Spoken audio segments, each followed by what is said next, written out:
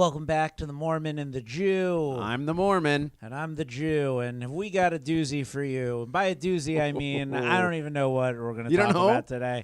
No, I've been busy. Well, yeah. I mean, first off, yeah, Seth just got back from a comedy festival. Yes, Loons on the Lake. Loons on the Lake in Minneapolis, Minnesota. How was it? It was okay. It was okay. Yeah, it was all right. That's what you got to love about this podcast. Yes. Is so few people listen to or watch it that we can be honest about stuff. And we still won't be. And not worried about any consequences. I'll tell you here. Okay, so here was my problem with it. The Loons on the Lake people will never see this. They probably won't. Although the Comics Unleashed people did comment on the mug. Oh, yes. On the mug in on the post clip on in Instagram. The clip. People are seeing the clips. And I was having a moment like, I don't know what I said in the episode.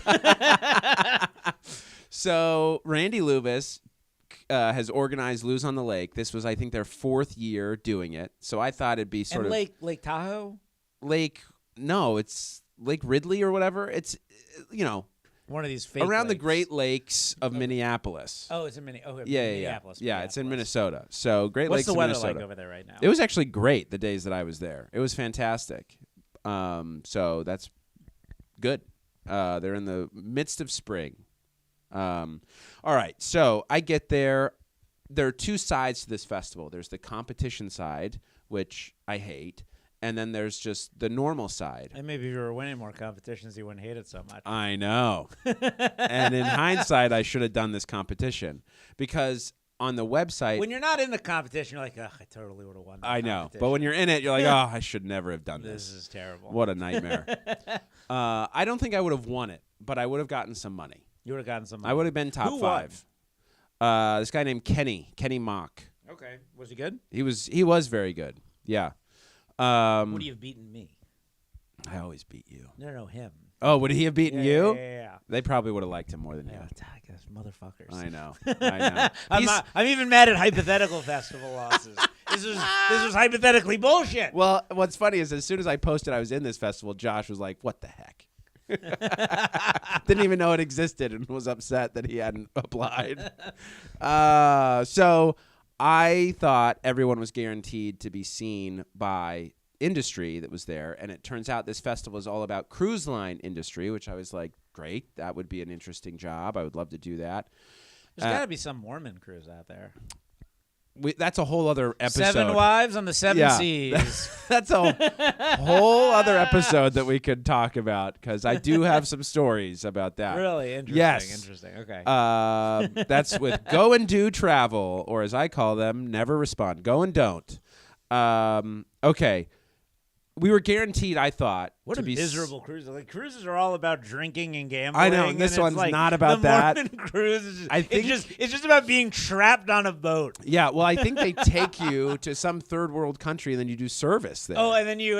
Yeah, so it's like not a vacation at all.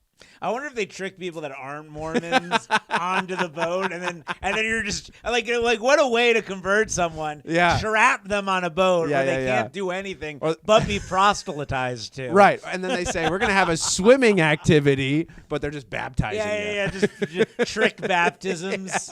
Yeah. Didn't even know exactly. Didn't even know they're Mormon. And now we got all your info. You're trapped. Son of a bitch. You're trapped now. Son of a bitch. So, long story short, I was not seen by any industry. I got to do some FaceTime on the panels with them, like talking to them. I gave some of them my card, so that's fine. Did the industry watch the competition? Yes. And so that's why I should have done the competition. So what even was the point of this other aspect of it?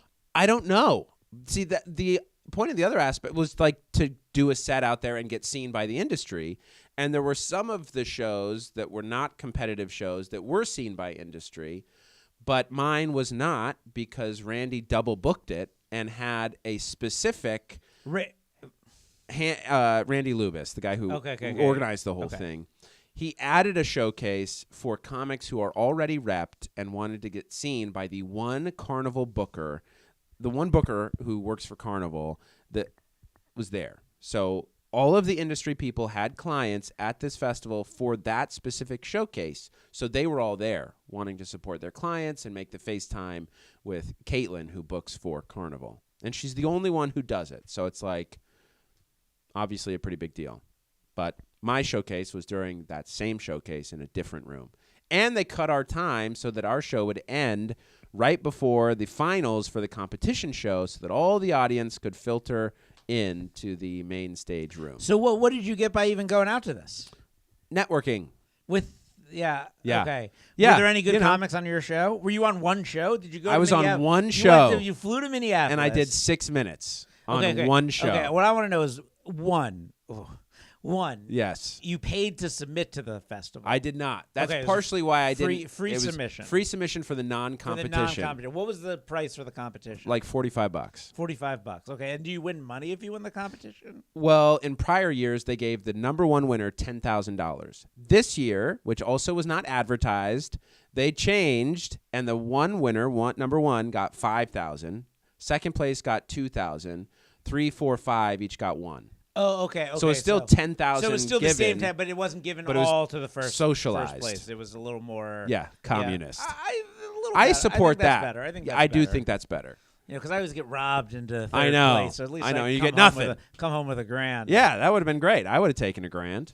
And if you were in the competition, the industry would have seen you multiple times because they were all the judges. But you did have to go out and get a hotel. Yes. And you flew there. Yes.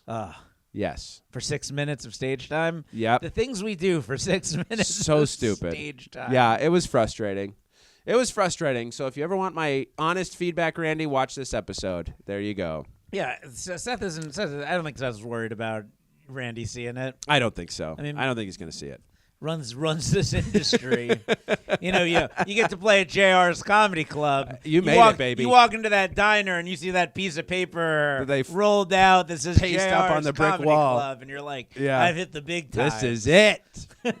This is what the tippy top looks like. And you had to get a hotel. There wasn't like a I had to get a housing or anything. So they had a deal with the hotel. The deal was $180 a night. That was their discounted deal. In Minneapolis? Yeah. Yes. Is that where you stayed? I did not stay there. No, where did you stay? How much I stayed at Budget Inn in Fridley, which was within walking distance of the venue. And how much was Budget Inn? $80 a night. $80 a night. Yeah. How scary was Budget Inn? Not that scary, Not actually. that scary. It's Minnesota. I remember once I was when I was shooting my documentary, we were in St. Petersburg, Florida. Yeah. And we're like, the club is like in this like kind of resort-ish area. Sure. Like this nice Very beach nice. front. Yeah. And like I'm sitting there and I'm like, I got to get a place for us to stay tonight. And I'm like, okay, let me see what the hotels are. And I'm like finding these like deal, like $100. I'm like, oh, this is going to be great. So like I booked this $100 hotel for the night for me and the 2 members of my crew that were there that night. Yeah. And as we're like leaving the coastal touristy part of St. Petersburg, we just start passing McDonald's and then we're getting to Burger King. Sure. And then we're getting to like Taco Bell Del Tacos. No, we're getting like Church's Chicken. It's getting rough. Yeah. It's getting rough when you're in like Popeyes. Not even Popeyes. You're getting into like it's like Castle Fried Chicken all of a sudden. Yeah. And then we get to our hotel. And we are walking in, and there are just like pimps and prostitutes outside watching the car with all my film equipment and everything. Oh, like man. driving in. We get in. I go into the check-in area. Yeah. There, it's like one of those. It's like they're afraid of being robbed at the check-in. It was a glass case. It was like a wall with like a little hole and like a circle thing that you see through. And I'm like, what kind of crime is going on? What is there even to steal in the lobby? Right. Give me all your rooms. Oh, my God. And they give us a room. We get to our we're like watching people watching us carry all of our your film stuff equipment into this room. We close the door and then we look. I'm quick. First thing I'm looking to do is like put the chain. Put the chain up. Yeah, you could see the outline for where the chain used to be. Because it had been ripped off of the wall. You just see like the paint scratches from where the chain was. And the peephole was over? Gone. Oh. No, it was gone. So you it was just had just a hole. Like you could just look into our room. like it was more dangerous than nothing. It wasn't like where we could look out. They could look in and see. Yeah. And then my so there's 2 gosh. beds, and I was like, I was like and no one's sleeping on the floor. There's like one person who was working with me that was like getting paid, and another person that was doing it as a favor. Oh yeah. So I was like, hey, to the person I was paying, I was like, why don't you and me share the bed, and we'll let him have the other bed as as like a thank you for. Yeah. And he's like, I'm just gonna go ask for a cot. And I'm like, there isn't a cot. If there was a cot, it's long gone. That's probably why they put up the wall. Their cots got stolen. He like goes in, he comes back, and he's like, I have never been treated so rudely. Like complaining about his interaction. I'm like, this is not the hotel where you complain. Yeah. No, they don't care. I asked for their manager's number, and I'm like, get out of here, what do you Karen.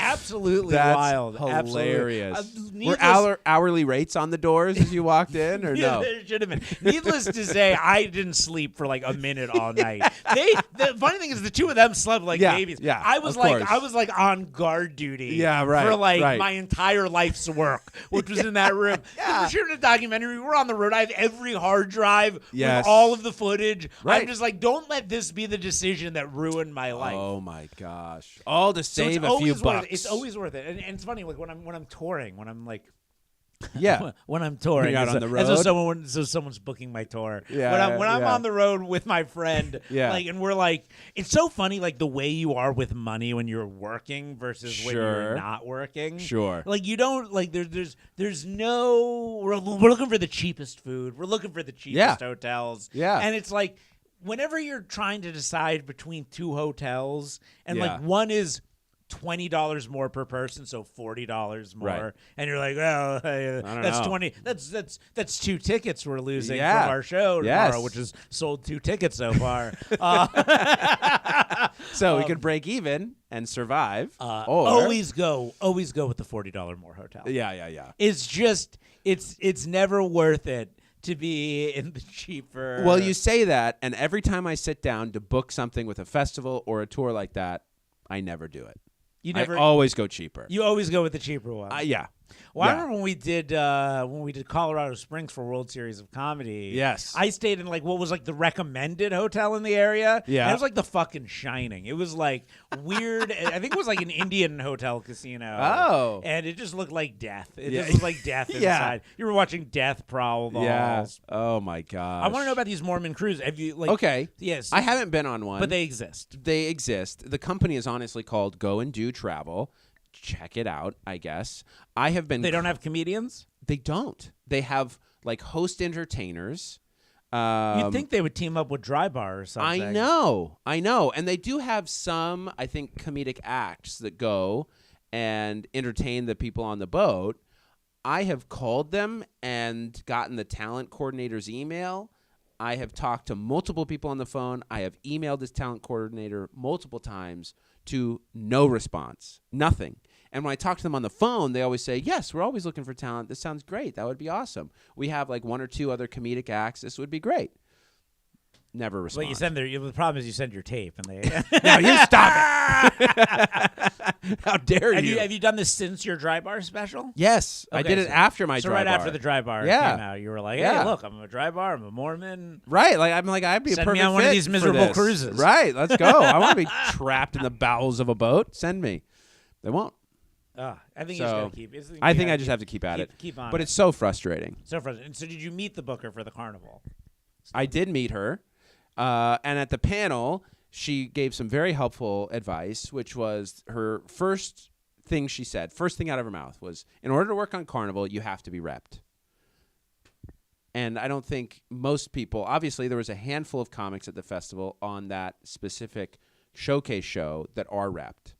Everyone else I spoke to, no one was repped. Well, here's what I want to know. And then they had 4 or 5 reps, and we got to ask them questions. Well, that you have signed with a talent agent who books you for cruises or for corporate or for whatever. Now, but okay, can I message this woman and be like, hi, I'm Seth's talent agent? Yeah, pull a Jamie, what's his name? Jamie Kennedy. Jamie Kennedy pretended to be his own, like he was his own manager. took on a whole different identity, would call. When I would tour, when I would hit up clubs, you just say, I would message from one of my side emails and be like, "Hi, I represent this comedian. Yeah. I'd like to book him for shows at your club." Why not? No one got back to me. But I was like, I thought I was being brilliant. Right. And I could see there's clearly like a working relationship with the Carnival Cruise Line booker, Jacqueline, and these other talent agencies that are out there. There's a lot of overlap. So I don't know what kind of vetting process she would do if you were to do this. You know what I mean? Like you might have to contact or get AI, make a whole website for your firm. But I don't want to be on one of those cruises where I'm in the bowels of the ship. Of course not. Yeah, you don't. And and were they saying Carnival's bowels of the ship?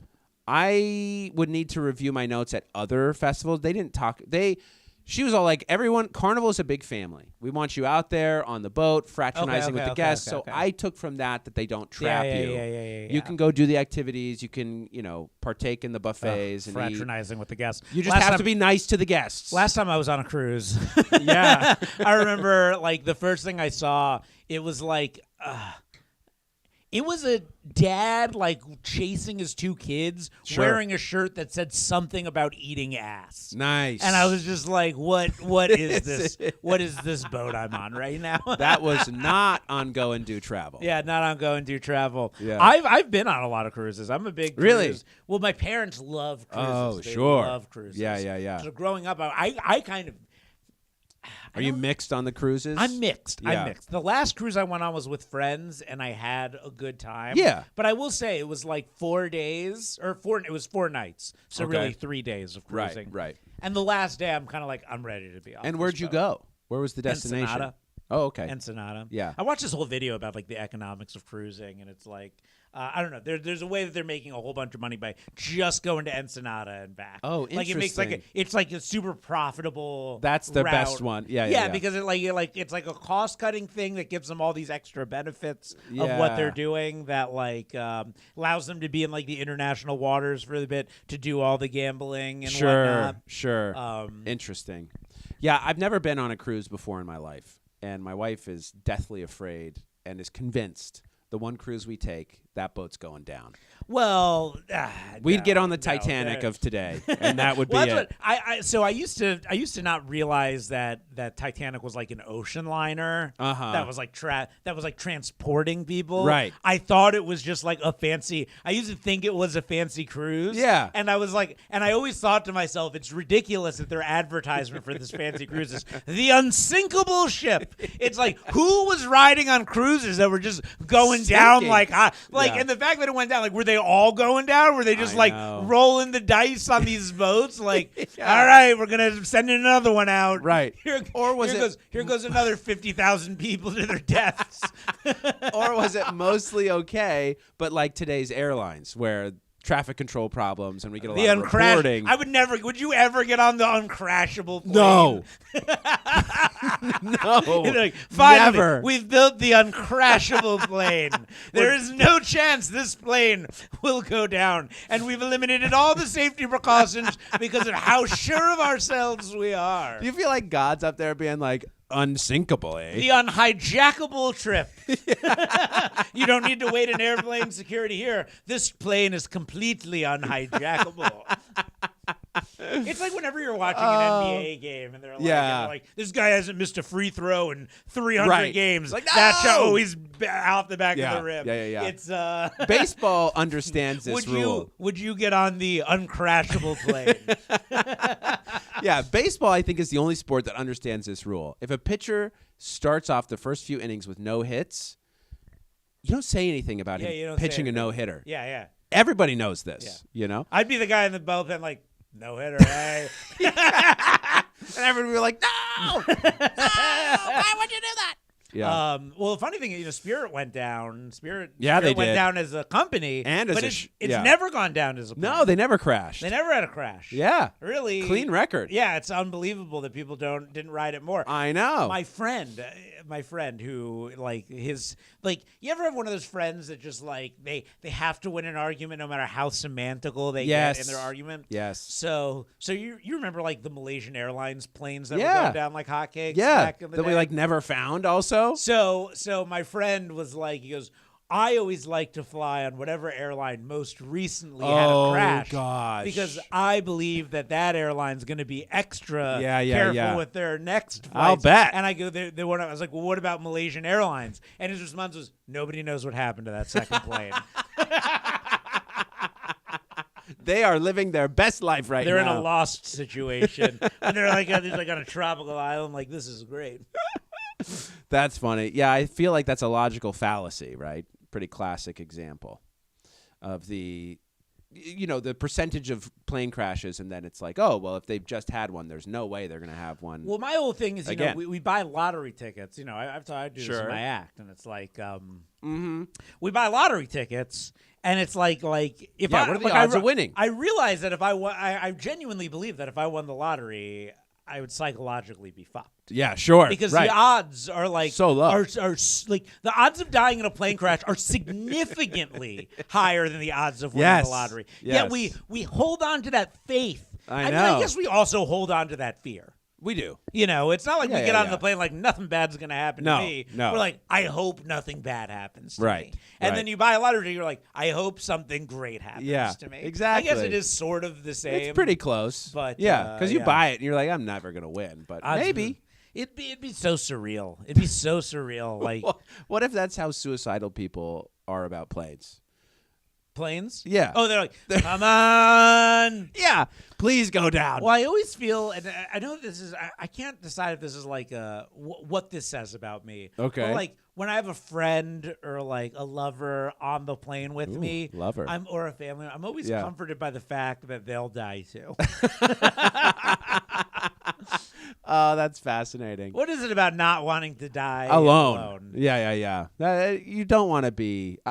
Who was it? There was somebody else who I was listening to. It was, I think, at an open mic, but he was like, "Yeah, I don't want to die with anyone around me. I want to die alone because dying is just embarrassing in and of itself. Because you poop after. You poop, you pee. Yeah, your bowels empty. Yeah, it's a nightmare. That's what I want to see in all the action movies. So many people dying, but no poop.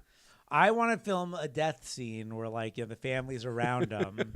And it flatlines, and then you hear just like a long fart while everyone's crying, because you have the poop of course that happens. Right. Nobody includes the fart in those scenes. Nobody includes the poop, the expunging the of poop everything. Sounds. Yeah, right. Everything relaxes. It all comes out. Ugh, yum. Anyway, yeah. So that was Loons on the Lake. Loons on the That's our advertisement for Loons on the Lake, everybody. Yep, real good. Are you doing any other festivals this year? I'm trying. I've submitted to a couple. There's one that I want to submit to, the Mountain Trail in the Mountain Meadow Massacre. No, the Mountain Trail Festival in Colorado, I think is what it's called. Oh, okay. But that's a new one I just found out because I was at Loons on the Lake. Here's a question for you. Do you laugh at farts? Yeah. So if a loved one of yours was they died and were devastated, yes, but they did rip a funny fart, would you That'd be pretty have tough. a chuckle? I probably would. I don't know. It depends on how they died. I might just have one of those fart machines in the bed with me and keep pretending I die and do the fart and then wake up again. Pretend the fart wakes me up. Yeah, and then give everybody trauma when you actually die and fart and they wake you up laughing. Well, once they smell it, they'll know. They'll know. Yeah, it's really. I want to make sure that they're like, wait a minute, wait. Yeah. No, it's a fake one. No, he's fake. Stop faking. Stop faking, Pop. Yeah. No, I think old people dying that way and then farting, I think funny. That I would be more likely to kind of chuckle death, at. It's not as funny. Yeah. I don't think that's as funny. A little funny. Because it's probably not as good a fart. Probably not. Yeah, they don't have as much. Yeah, probably I not. Fart so much. Do you? It's crazy. That might be a digestive issue. It's definitely a digestive issue. You've got to stay off the gluten. Sometimes I'll or the dairy. I'll look at all the things I'm frustrated about with my girlfriend, and then be like, but she does accept how farty I am. You know what? And I'm not giving her enough credit. Yeah, and I'm not giving her enough credit. When the times I'll think about leaving or should I? Sure. I'm I don't know if I'll ever find someone one that can put up with the rest of this. As okay with how much I fart. Yeah. As she is. I think it's good. It tempers your demands. I think she would get like an extra tier, like the final fart of my death. She would know that there's no more. That's the way he went. That there's no more coming. He died like he lived. Never died the way he lived. Hear or smell again. So sad. I went to speaking of her, we went to the Renaissance Fair. Yeah, right. You weekend. posted a nice pic. Posted you in a jester's outfit. I wore a jester's outfit. So cute. Filmed some content. I don't know if I put it. I almost wore the jester's outfit. Oh, that would have been episode. Fun. And then I was like, nah, it smelled pretty bad from the all the farts. The festival. Yeah, because I was like in it all day, so it was full of farts. Oh man, do you own it or was it a rental? It was a rental. Okay. But I would have purchased it sure. if that one was available for purchase. Oh, it was not available. No. Yeah. I do want to get like a permanent one. That's fun. But it was fun. But I will say about the Renaissance Fair. Yeah, how was it? You know, there all day, not a single Italian painter. Oh. Didn't see a single Italian painter. Surprising. It's, I think it's mislabeled. Yeah. I don't know why we call it the Renaissance Fair. Yeah. It's much more a medieval fair. Right. The Renaissance was a very specific thing that has nothing to do with this fair. I love that. I was really deceived. Yeah. I thought I would learn a little bit about Italian Roman history. But were there a couple guys doing a lot of different things? Like one guy doing a lot of Renaissance men. Yes. Yeah, that's what I'm after. My dad used to call me a Renaissance man. You kind of are a Renaissance man. You're an agent. You're a comedian. You're a filmer. We got a fake agent. We might have to do that. Yeah. We might have to. I'm going to get you in. I want to send you some emails of these agents that I met because I think you'd be perfect for some of their stuff. There's one who, Alyssa Gruber, she works with Don Casino Productions or whatever the agency is called, but it's Don Casino. They book tours or cruises out of Florida and then also book retirement communities. And they try to double book you for those, right? So you go do the boat, you come off, you do a couple retirement communities, make some extra it's a miserable dough that way, and then you take off. It is a I feel like you'd crush with those audiences. With the retirement community? Yes. You think I'm old guy funny? Well, because a lot of them are old Jews from New York who come down. They're the snowbirds that come down and they to don't Florida. want to hear all these new comics anti-Israel. Yeah, exactly. They're not into that stuff. No, sir. No, sir. Yeah, I think you do great there. But they're all Republican. They don't. They like you. You come off Republican. Do I don't think I do.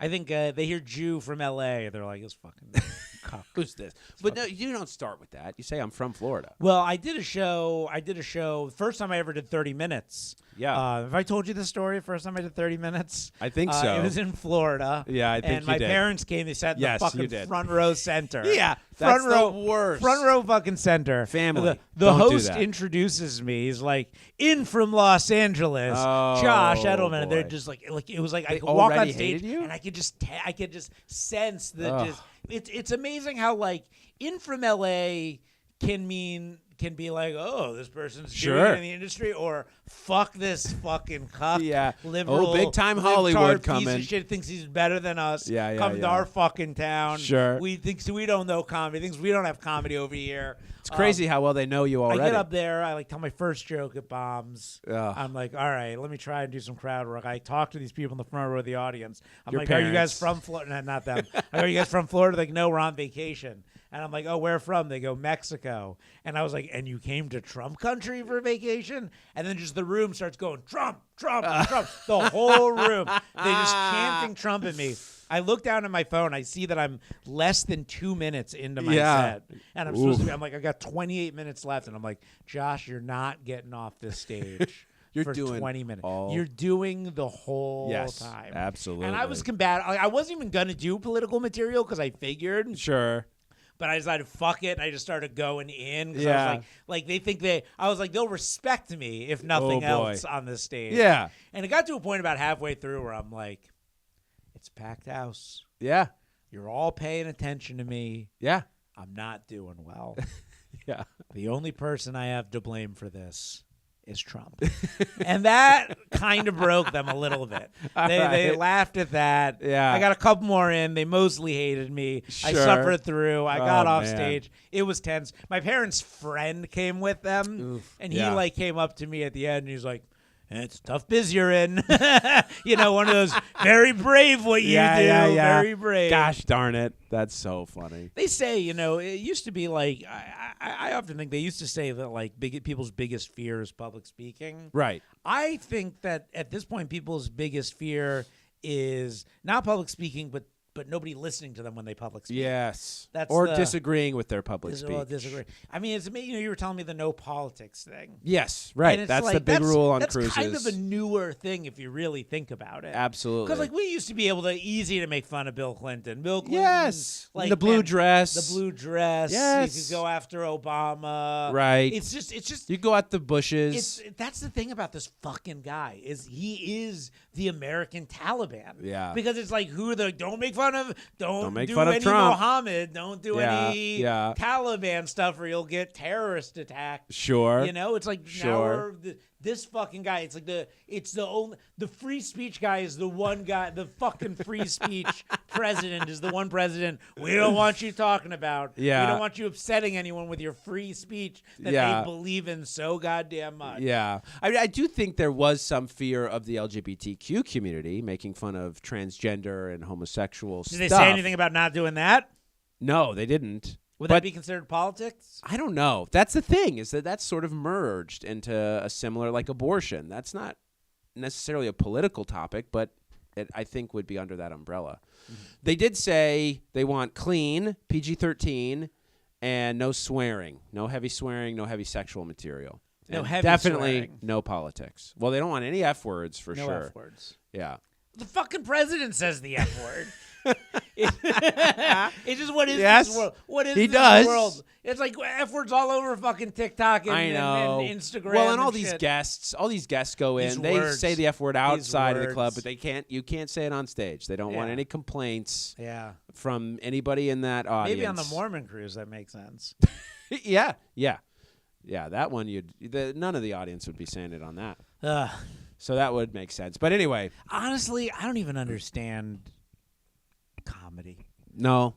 I don't understand how anyone wants to go see comedians. We're the most talentless people in the fucking Get out of here. What are you talking about? I go to these people want joy. I go to these comedy shows and I'm like, what bottom of the barrel entertainment we're providing for people. You got to go to different shows. Talentless freaks getting on stage and yammering on about themselves because no one else will listen to them. You gotta go. People paying money to listen to these fucking people who can't do anything. These incompetent losers rambling on about themselves because no one else will listen to them. So they paid for enough open mics that someone threw them onto a stage where people paid money to have a good time listening to them yammer on about themselves. What is this? What are we doing? What are you doing going to this? I think you need to go to different shows than the ones you book. I do. I'll go see my favorite comedians and be like, what is this? I know. It is crazy. Well, was it Chris Rock talking to Jerry Seinfeld on Seinfeld's Comedians in Cars, where he's like, you'd be freaked out if you went to your kid's school and there was an assembly and it was just your child on stage talking and everyone was listening to them. That would be unsettling as a parent. But that's what we do. Yeah. And it's fine. I don't know. The business is weird. And college markets, they did talk about this. College markets have totally disappeared for comics. Oh, yeah, because they're just too afraid of... Well, it's not even like that they're too afraid. It's that students aren't engaging. They don't want to go to these stand-up comedy shows at college campuses anymore because they can watch whatever they want on their phone. And they're also just not socializing with each other. Phones have totally ruined it. Fucking weird, man. Mm-hmm. Yeah. And even the dating apps are struggling now. I was just listening to this report that people are pulling out of the dating apps. They're trying to meet each other more traditionally. Traditionally at the comedy shows they're not going to? I know. Dude, what's crazy is asking on stage how many people are out on a date, and no one responds. Yeah, because there's no one in the audience. Yeah, well, there's that. But yeah, we have become sucked into the phone, which you're probably watching this on right now. Yeah, I mean, you're probably not watching this. Go touch grass. Unless you're watching this, then yeah, finish, like, finish subscribe, this, make finish a comment, this, like, subscribe, then go touch grass. Talk about how racist Josh is for the sphere, Hey. and then go touch grass. So there's literally no college markets anymore. Very, very few. Very College few. bookings have gone way down. NACA, I think, is stopping any live. One of the talent agents was talking about how NACA is no longer doing live auditions for entertainment. They're just sticking with what they have. Or they're like not even doing it. They're just like slowly crumbling the business. Yeah. It's just dying, slowly dying. It's weird to be in like a dying art that's also ruining the world. Comedy? Yeah. I don't think comedy's ruining the world. There's nothing bigger than comedians, and there's nothing worse than comedy. I don't know if I believe any of that. We're like the superstars. Yes. But, I mean, not us. Not us. But theoretically, we could be. We've entered the gamut of competing for that superstardom. For that superstardom. Maybe. I think actors still are like pop stars. It's pop stars. Pop stars number one. They are number one. Music is number one. If you are great, yes, but that's what I'm saying. That is talent. But they're. You don't think comics are talented? But people are listening to comics. Like pop stars, I don't think pop stars are quite like influencing. Aren't as thought or social movement as much as comedians. I agree are. with you there. You got the Rogans and the Marins and the Dave Chappelles, and the Chappelles, yes, and the Jon Stewart, sure, and these people that are deep. Kimmel, Colbert, wherever you feel about kind them of steering the social mentality. That is what that's pretty incredible. Who people are looking to make sense of this world. Yeah, it's insane. And that is insane. That's true. And that is true. Us, me, mostly you, me. Mostly him. I'm here trying to influence the culture, right? But like, I do think, like, I remember when I was at Fish at the Sphere, just being like, wow. Yeah. This is fandom. Yes. This is the fact that like you're doing 9 shows in a 20,000 seat theater and that it's packed every night. That I had to win a lottery to get on a line to buy a ticket for, and it's that's the brim, insane. to the brim with white people. Yeah.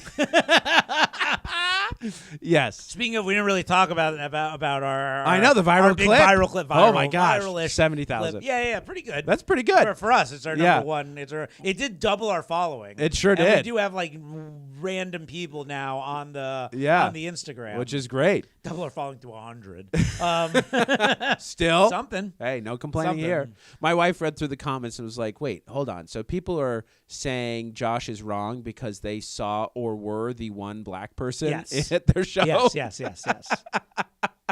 Hilarious. There weren't 0 black people at the KKK rally. I was there. I was and I brought a friend. I'm confused, but I was there. Right. I didn't know what fish was at all. There aren't 0 black Republicans. Says that the one black Republican guy. I remember Herman Cain. I wouldn't vote for him, but I remember. I saw him at the events. Yeah. And greatest intro song, because he changed Rock You Like a Hurricane to Rock You Like a Herman Cain. Yes. Isn't that so good? Trump killed him at his rally with COVID.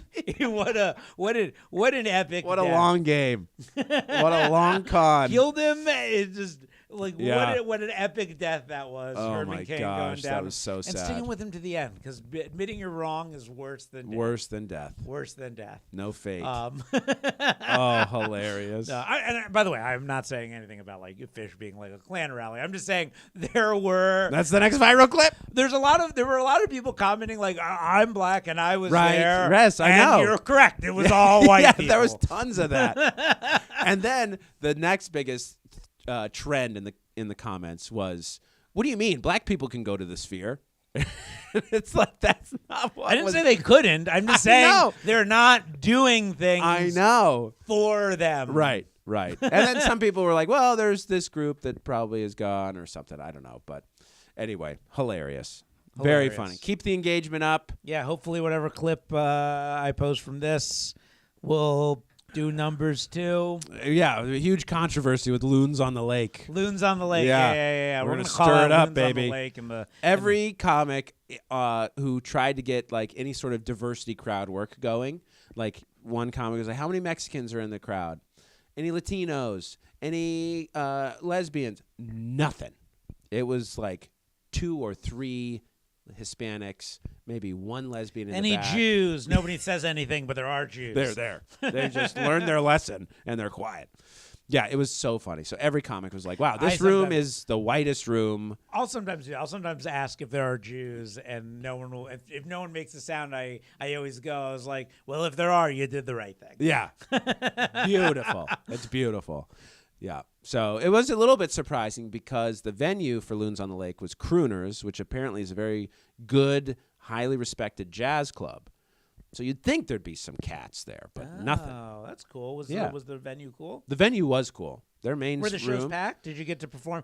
Did you get to do your 6 minutes for full it was room? At least a partially full room. It was pretty good. And the night that on Saturday night, they had a pretty good age difference. Did you meet other cool comics and I friends did. from around the country? Were they they from around the country? Where were most of them from? There was a large contingent from Minneapolis. Then there were some from Seattle, Oregon, Washington area. Okay. So Northeast. So I met quite a few from there that are great. And then this guy who's running this festival in Colorado, met him, Big Joe, fantastic. So, yeah, a lot of good people were there, a lot of good talent. But, competition shows are so frustrating because it is subjective in the end. And despite the fact that comedy is objective. In my opinion. Oh, interesting. It's either funny or it's not. Yeah. And they were looking for cruise material. That's the other piece. Yeah, you're looking to... Yeah. People are getting up like, you ever notice when you're drunk and you're walking home to your room and you're walking home sober and you're like, whoa, it's all wobbly. But then you walk home drunk and like, you just put your key in. Just so easy. Pure cruise. Pure cruise material. Yeah. This is not the place to come if you're trying to lose weight. Let me tell you. Who's on a diet? Yeah, right. How many of these boats were sinking when the Titanic was going out that they're like the unsinkable ship? Who was getting on these boats? Crazy people. Yeah, that's it. Where's the band? Man. So, I hope Loons you find... on the Lake. Yeah. Loons in the studio. I produce a lot of comedy shows. Mine are great. Just don't go. They are good. Don't go to comedy shows. Find the LA underground shows. Go to those. Those are really good. No, Josh Ellerman booked some comedy. great ones. It's weird when you do comedy, you forget what it was like to love comedy. Yeah, there is some of that. There was like a thing that I loved it so much that it made me want to do this. Yes. And now that I do this, I'm forgotten? like, how does anyone like this? Oh, no. We say that, but then we get on stage and we get that laugh that we crave. We do. Yeah. Literally, there's a whole economy of people paying to get on stage. And you got to pay. That's why therapists. I know. Like, ever since I started doing open mics was when I realized why therapists are so expensive. Yeah. Like, you want to listen? You want me to listen to you talk for 45 minutes? $300. Yeah. Yes. I don't have a degree, but that's what I would charge $300 to listen to people talk for 45 minutes. Right. Tell me about your shit for 45 minutes. $300. And then look for some sort of help. $350. Yeah. All right, guys. This Crazy. has been the Mormon and the Jew. I've been the Mormon. We'll be off probably for a few weeks as I'm heading to New York. Maybe we'll do Zoom episodes or something. Out. Yeah, but I don't know. If not, I'll see you in a few weeks, and we'll catch you later. Bye.